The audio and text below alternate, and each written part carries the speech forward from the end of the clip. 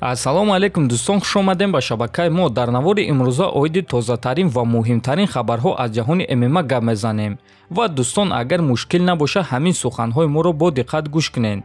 бисёриҳо оиди рекламаи канали мо норозигии худро баён мекунанд ва мо хостем ки дар ин мавзӯъ каме гап занем. ҳозир ютуб пул намедиҳад ва ин чизро ҳаматон медонем дӯстон.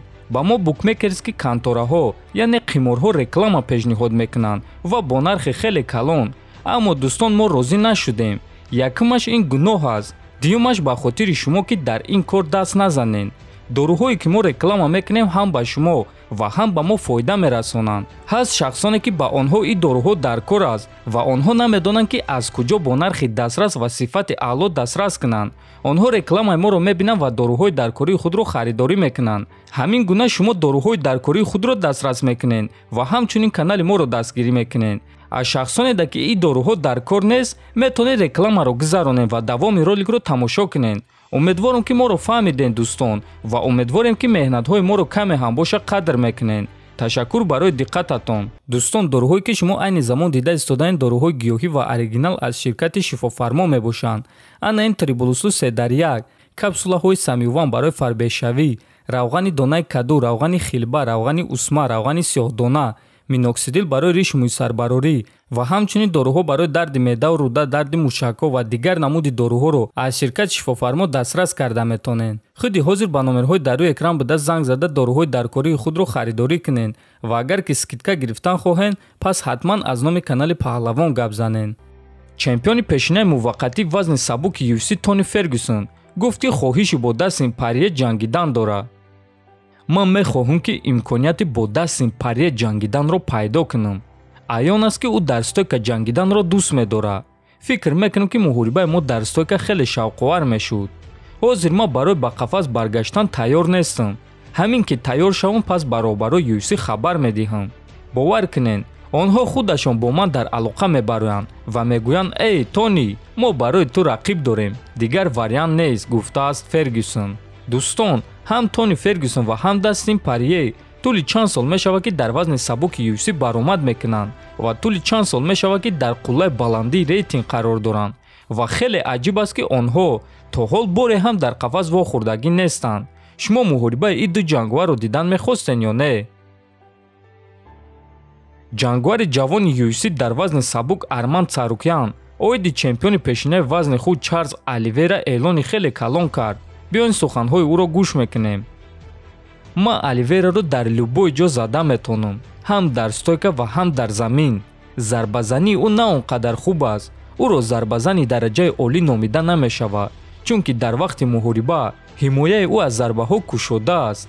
ӯ доимо зарба сар медиҳад ва ба нокдаун меафтад, махсусан дар якум раунд. манаҳи ӯ сахт нест. фикр мекунам ки ман ӯро ба нокаут рой карда метавонам, гуфтааст Царукян. дӯстон, ҳозира Чарлз Оливера дар ҳақиқат барои любой ҷангвари вазни сабук хеле хатарнок аст. аммо агар аз ман пурсанд ки дар вазни сабук ки ба Чарлз Оливера проблема сохта метавонад, пас ҷавоби ман и Бенил Дариуш, Ислам Махачев ва Арман Царукян аст. ин се ҷангвар дар ҳақиқат ба Чарлз Оливера проблема сохта метавонанд. президенти UFC Дана Вайт ба чемпиони пешинаи UFC дар вазни сабук Ҳабиб Нурмагомедов ҷавоб дод ва ҷавоби ӯ мисли ҳамавақта набуд. хотиррасон мекунем ки Ҳабиб Нурмагомедов гуфта буд ки ба Дана Вайт мактуб равон кард ки муҳорибаи Оливера ва Махачевро ташкил кунад, аммо Дана ба Ҳабиб ҷавоб надод. Ҳабиб гуфт ки ин аввалин маротиба буд ки Дана Вайт мактуби ӯро хонд, аммо ҷавоб надод. ва дӯстон, биёед ҳозир Дана Вайтро гӯш мекунем ки ӯ дар ин бора чӣ гуфтааст. ҳама медонад ки ман Ҳабибро қадр ва эҳтиром мекунам, аммо ин тамоман кори ӯ нест. бале, ӯ метавонад дар Твиттер нависад ки Ислам бояд ки барои камарбанд ҷангад, аммо ин танҳо фикру ақидаи шахсии ӯст. Ҳабиб ташкилоти худро дорад ва ман боварӣ дорам ки бе ин ҳам ӯ бояд ки бисёр дигар муҳорибаҳоро дар ташкилоти худ ташкил кунад. одамо фикр мекунанд ки о, Ҳабиб гуфт ки Махачев бояд бо Оливера ҷангад ва Дана Вайт Ҳабибро гӯш мекунад.